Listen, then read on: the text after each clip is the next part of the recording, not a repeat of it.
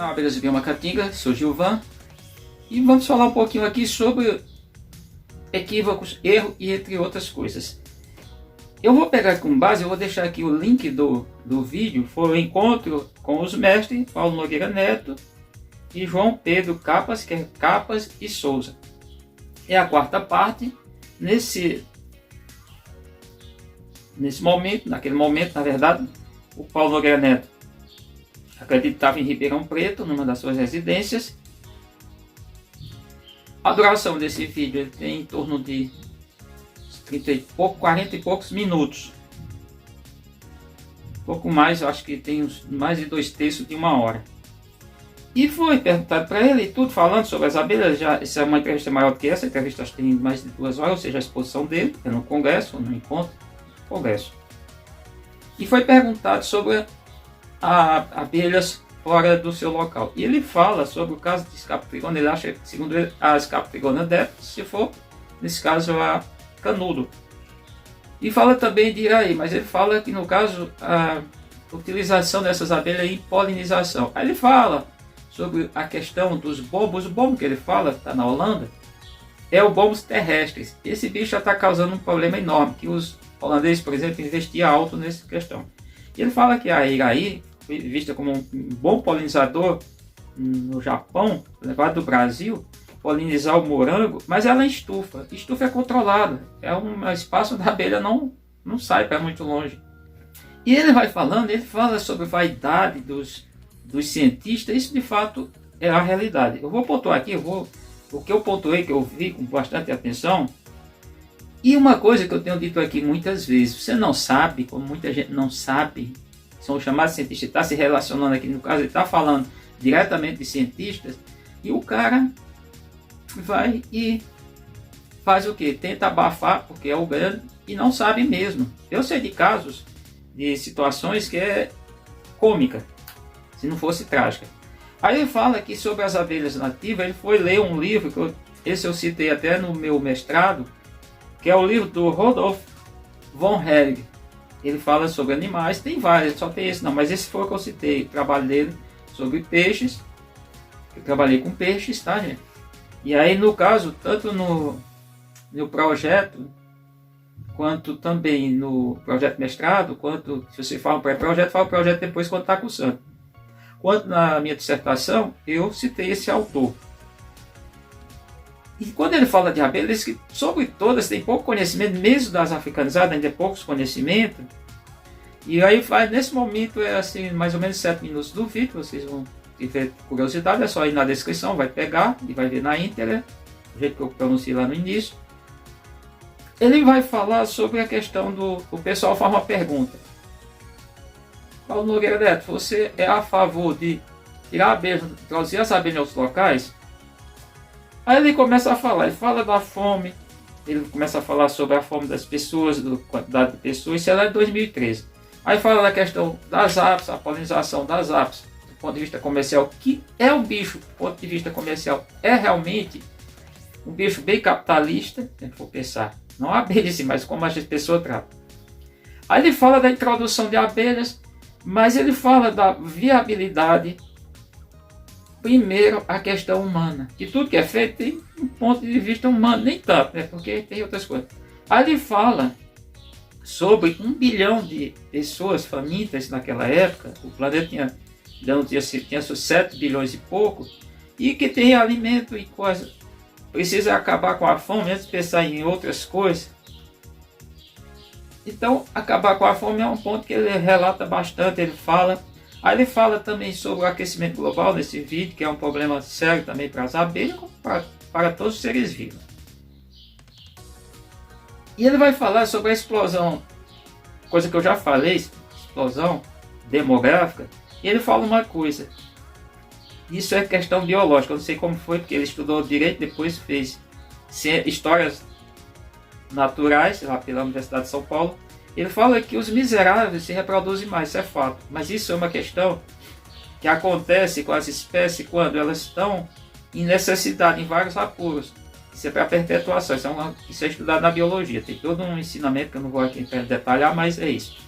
Aí ele fala que foi feito um estudo no passado, isso lá no início da década de 1980, e viram que precisava, dentro de um período, podia ser de 15 até 20 anos, 250 bilhões de dólares, aproximadamente, isso é de 83 a 85, ele falou, fez parte de entidades internacionais, etc., para acabar, erradicar a fome no planeta.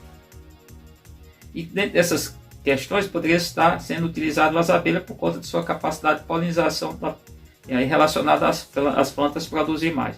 Aí ele fala que nas armas, quando começou o estudo, eles gastavam 750 bilhões de dólares por ano.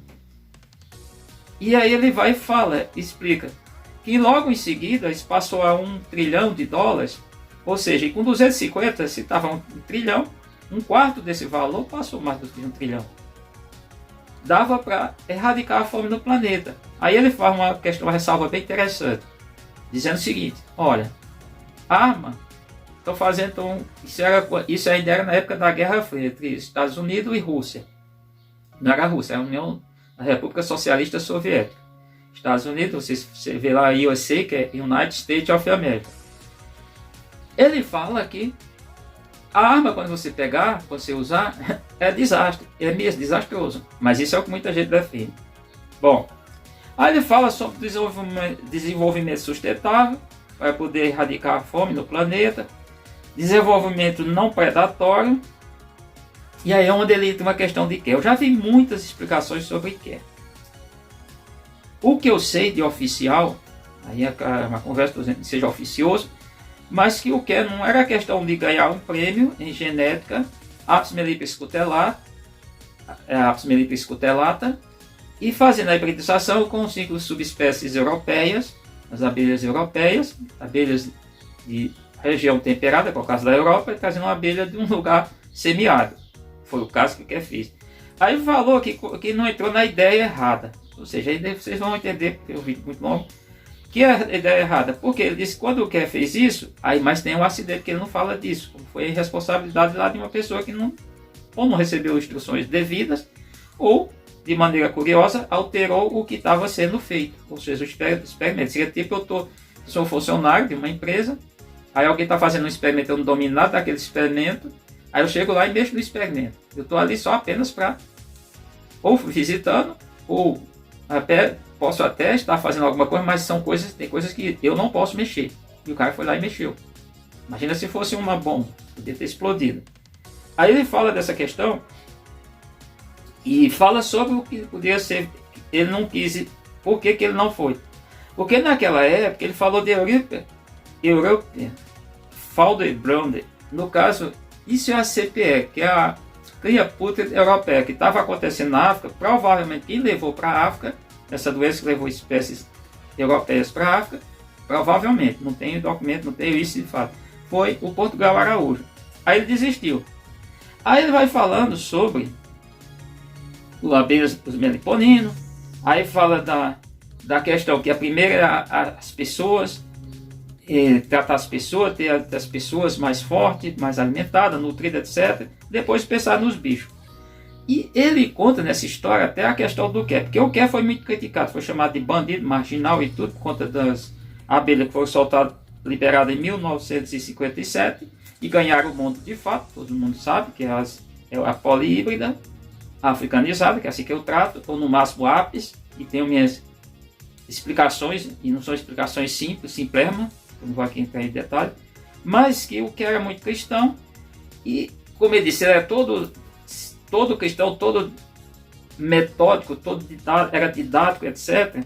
Ele marcou um dia para se suicidar. Quando marcou, no dia que ele tinha marcado, a mãe faleceu. Ele foi cuidar do velório, todos os processos, né?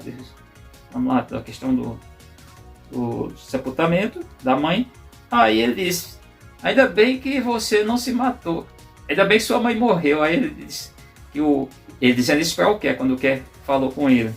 Aí o Kerr disse, não, agora não adianta você mais tentar corrigir, Paulo Nogueira, porque você, a gafe de fazer isso. Bom, aí ele fala, também o cara perguntou nessa questão, se tentaram fazer algum bloqueio para as apes não invadir, vamos tratar dessa maneira. Invadir, mas quem invadiu foi o homem. Essa gente tem que ser bem aqui bem criterioso, porque o bicho não atravessou o Atlântico para chegar aqui na América. E ele disse, olha, tentaram, houve um pensamento na América Central, mas não era possível. Aí ele fala das mortes que aconteceram por causa das africanizadas. Eu mesmo tenho uma questão no meu avô, que é paterno, é falecido. Na época ele perdeu uma burra, ele ficou muito triste, que a burra era bem mansinha. E aí ele entra na questão das abelhas nativas. Nas abelhas nativas ele fala sobre uma questão que o mel é muito bom, aquela coisa toda. Ele não estava teve um momento que num congresso, lá em muito tempo, ele era secretário do meio ambiente, não tinha de fato a IBAMA. E tinha sido criado no início lá da década de 1980 o Dia Mundial do Meio Ambiente, que é o 5 de junho. E quando uma mulher pergunta, tudo perguntar se ele saberia, mas sempre tem aqueles que fazem aquelas perguntas bem, isso a gente, ele não foi professor de sala de aula, de ensino básico, sempre tem aqueles que tentam enquadrar o professor. Aí a mulher perguntou, doutor, qual é o dia do meio ambiente? Ele disse, eu não sei. Ele disse, que é uma questão que é importante. A gente disse, não sei, não vou procurar, não sei o que, ficar enrolando, tem gente que faz isso. E ele fala que estava falando sobre, nesse encontro, que o vinho, na verdade, o mel de abelhas nativas era igual, comparado, um champanhe a uma cachaça. Ou seja, aí diz que tinha uma abelha brasileira no Nordeste, chamada Melites scutellans, que o mel era tão bom quanto um vinho francês, etc. E para surpresa dele, eles começaram a reportagem, tudo que fez uma entrevista enorme, tudo que passou foi essa questão do mel equiparado a um champanhe francês. E não o que ele tinha falado sobre questões de abelha, criação e tudo. Bom, ele começa a fazer, ele fala sobre o caminho certo da meliponicultura.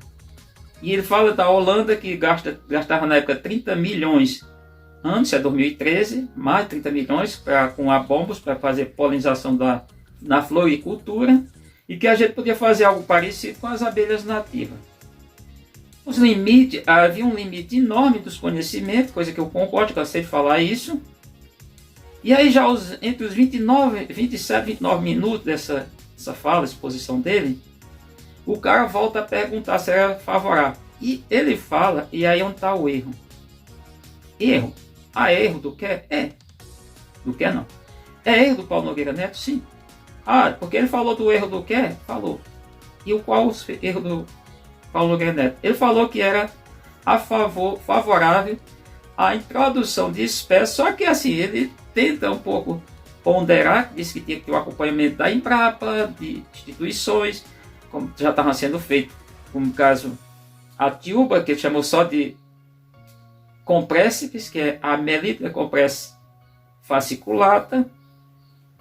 E o que eu digo? Aí onde eu digo foi o erro do Paulo Nogueira Neto. E por que eu digo que ele fez essa afirmação? Porque o pessoal já cortaram, de fato ele faz essa afirmação, e foi mais do que isso. Agora eu sei de certeza que foi ele, e aí é erro. Não adianta dizer que não é erro, mas erros, sim. Foi ele que introduziu a Uruçu nordestino, Uruçu verdadeira, Melites scutellans, do centro-oeste, em Goiás, Goiânia e outras cidades, locais de Louisiana, lá em Brasília, tudo, aquela região toda, cidade satélite, não conheço da Brasília não, a coisa lá não conheço não.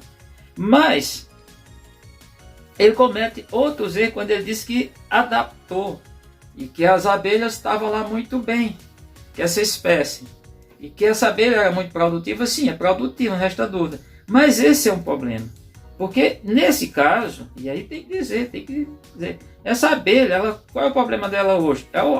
Mas acontece em outros locais, competições, e no caso, parasitismo social interespecífico, acontece, já aconteceu aqui comigo, não foi uma vez, e olha que só tenho 5 espécies, mas qual é o erro?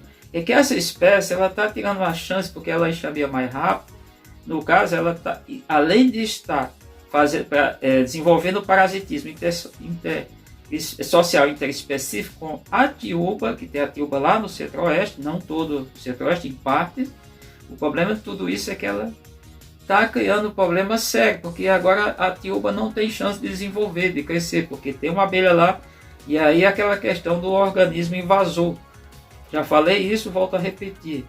Você transfere um organismo, ainda que seja um vírus, do seu habitat natural para o habitat não natural, algumas coisas podem acontecer, muitas delas. Uma é o bicho nunca desenvolver, ficar ali atrofiado, nunca desenvolver. A outra é definhar, que na maioria dos casos acontece isso, pelo menos é os relatos que a gente tem, não relatos, estudos. E é uma terceira coisa que é o perigoso, é se tornar invasor. Pois bem, essa espécie ela é invasora porque ela é só de parte do Nordeste, parte do litoral e algumas áreas mais ou menos montanhosas. É o caso de Garanhuns e os arredores, é o caso de parte da Chapada Diamantina. Ela tem, especificamente, ela tem do litoral, não outros locais com dois, além dos dois que eu citei, montanhosos, ela só existe em habitat natural do litoral, que partia de onde é Natal até chegar a Salvador. Mais do que isso, ela não existe. Quem falar que existe, isso é mentira. Isso é a pessoa que não sabe nada. Portanto, esses são erros que foram praticados por dito o pai da meliponicultura, o homem mais importante. Não tiro o mérito, mas foram erros. E eu o classifico de erros. Erros não deveriam ter sido cometidos. E esses erros foram praticados. Eu já falei de erros do padre Humberto Bruno, eu falei de erros de Kerr, e agora estou falando de erros do Paulo Nogueira Neto, do PNN. Pois foram erros. Então, é um vídeo longo, mas é um vídeo que eu tenho que retratar isso, tenho que fazer toda essa observação. Ele aqui acertou quase tudo, mas não só a fazer essa afirmação lá atrás, apesar das ressalvas que tem que ser acompanhado por estudiosos, pesquisadores, etc. E ele também, ao introduzir a abelha no centro-oeste, mais no estado de Goiás e os arredores do Distrito Federal, a Melipes scutellarius, ele causou um desequilíbrio ambiental. E isso já é estudado, isso já é visto. Claro, ainda só para a gente concluir, a sorte em tese, não sei se sorte, ou menos azar, é que as abelhas nativas não soltam enxame para muito longe, elas não são voadoras, vou tratar assim. No caso, fosse apis, aí a questão seria mais séria. Mas isso não está descartado. Mais cedo ou mais tarde, pelo que tem sido praticado, a gente vê desequilíbrios ambientais terríveis por uma ou outra espécie. Quando começar a cruzar, se tiver chance disso, virar um híbrido mais potente, isso é possível, chamado potente aqui, entre aspas, e causar danos ambientais para as abelhas. Aguardo que vocês fiquem registrado isso, para vocês depois me cobrar no futuro.